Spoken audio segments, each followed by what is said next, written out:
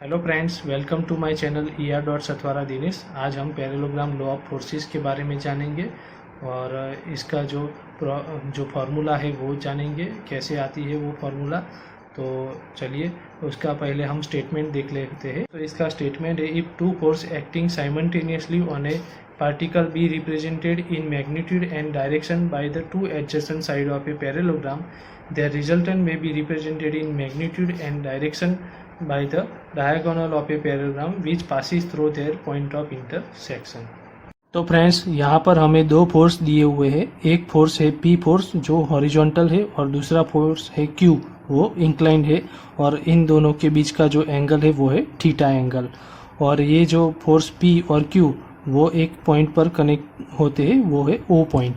तो दोस्तों, ये दोनों फोर्स एक ही पॉइंट पे कनेक्ट होते हैं, तो इसको हम कॉनकरंट फोर्स भी कह सकते हैं, क्योंकि कॉनकरंट फोर्स की डेफिनेशन क्या है? The force which is act at A one point is called concurrent force. और ये कोप्लानर फोर्स भी कह सकते हैं, क्योंकि ये दोनों एक ही प्लेन में है, इसलिए इसको कोप्लानर कॉनकरंट फोर्स कहा जाता है। अब ये है पैरेललोग्राम लॉ। तो पैरेललोग्राम लॉ कब यूज होता है और इसकी लिमिटेशन क्या है? तो यहाँ पर दो फोर्स दी हुई है P और Q। अब दो से ज़्यादा P, Q और तीसरा फोर्स R होता है, तो अब हम पैरेललोग्राम लॉ ऑफ फोर्स नहीं अप्लाई कर सकते, ये इसकी लिमिटेशन है। और इसका यूज़ क्या है? तो ये जो दो फोर्स है उसका रिजल्टेंट फोर्स होता है वो R, उसका मैग्नीट्यूड और डायरेक्शन फाइंड करने के लिए ये parallelogram law of force use होता है, पैरेललोग्राम लॉ यूज़ होता है।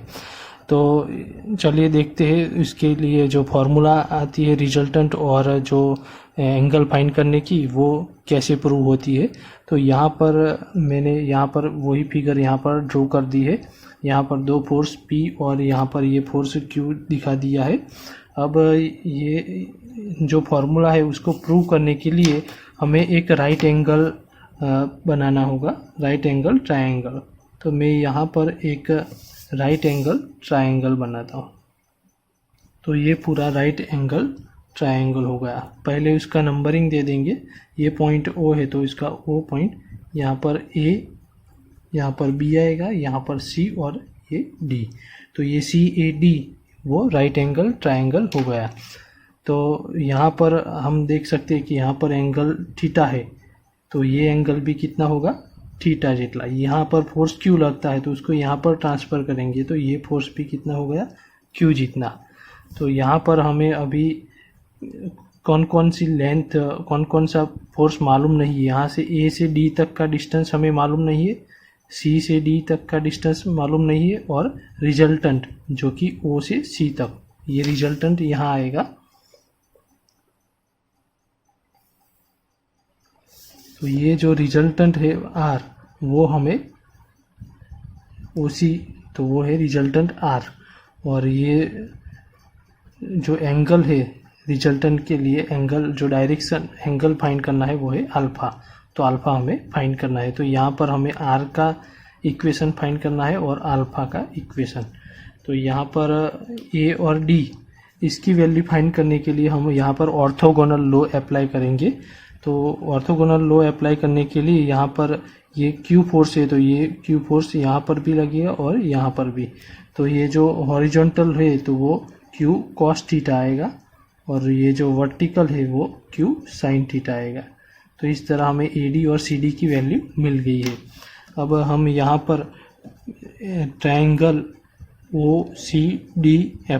OCD पर ये अप्लाई करेंगे। तो यहाँ पर हमें ट्रायंगल लॉ पता है कि OC square is equal to OD square plus CD square. तो यहाँ पर OD की जगह यहाँ पर हम OA प्लस AD भी लिख सकते हैं। तो OD की जगह हम लिखेंगे OA प्लस AD और इसका होल स्क्वायर आ जाएगा, और CD स्क्वायर हम एज इट इज़ रखेंगे। उसके बाद यहाँ पर हमें पता है कि OC is equal to R, तो यहाँ पर OC की जगह हम R स्क्वायर लिखेंगे।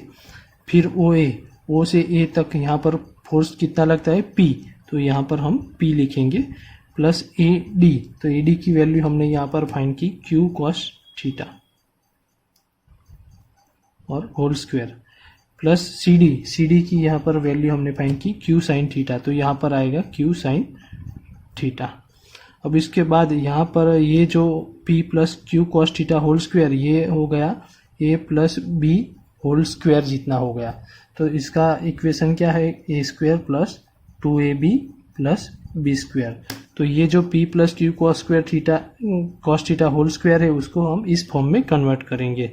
तो सबसे पहले ये ए की जगह यहाँ पर p है तो यहाँ पर p स्क्वायर हो जाएगा प्लस 2ab, ए की जगह p है और b की जगह यहाँ पर q कॉस थीटा है तो यहाँ पर आएगा q cos theta plus B square. तो यहाँ पर q कॉस थीटा है तो q square cos square theta आ जाएगा। और यहाँ पर ये जो सी डी है तो यहाँ पर q साइन थीटा का होल स्क्वायर हमें रखा है तो यहाँ पर आ जाएगा q स्क्वायर, उसको q square sine square theta ऐसे भी हम लिख सकते हैं। अब यहाँ पर हम p square plus 2pq cos theta as it is रहने देंगे और ये जो है इसमें से हम q स्क्वायर कॉमन निकालेंगे और यहाँ पर आएगा cos square theta plus sine square theta. अभी हम जानते हैं कि cos square theta plus sine square theta is equal to 1 होता है। तो यहाँ पर आ जाएगा p square plus q square plus 2pq cos theta, क्योंकि ये जो cos square theta plus sine square theta है वो तो 1 हो गया है। अब यहाँ पर हमें आर स्क्वायर की, लेकिन हमें फाइंड क्या करना है, आर रिजल्टेंट। तो रिजल्टेंट फाइंड करने के लिए ये स्क्वायर हम निकाल देंगे। तो यहाँ पर ये जो इक्वेशन आएगा p square plus q square plus 2pq cos theta under root में। तो ये हमारा रिजल्टेंट फाइंड करने का इक्वेशन हो गया। अभी हमें एंगल फाइंड करना है अल्फा। तो अल्फा फाइंड करने के लिए सबसे पहले आएगा tan alpha. Tan alpha is equal to, हम जानते हैं कि C D divided by O D, ये सामने की ओर डिवाइडेड बाय पास की ओर, बराबर। तो सामने की ओर है सी डी और पास की ओर है ओ डी, और C D as it is रहने देंगे। और यहाँ पर जो हमने किया था ओ ए प्लस ए डी लिखा था ओ डी की जगह, तो यहाँ पर हम फिर से ओ ए प्लस ए डी लिख देंगे। तो फिर से हम सभी वैल्यू रख देंगे। यहाँ पर सी डी की जगह क्या रखना है, क्यू साइन थीटा, तो यहाँ पर हम रखेंगे क्यू साइन थीटा। और ओ ए की जगह हम फोर्स पी आएगा प्लस ए डी की जगह आएगा क्यू कॉस थीटा, तो यहाँ पर आएगा Q cos theta. Tan alpha is equal to, तो अल्फा इज इक्वल टू क्या हो जाएगा, tan inverse Q sine theta divided by P plus Q cos theta. तो इस तरह हम रिजल्टेंट और जो एंगल है दोनों फाइंड कर सकते हैं पैरेललोग्राम लॉ की मदद से। Thanks for watching my video, please subscribe my channel.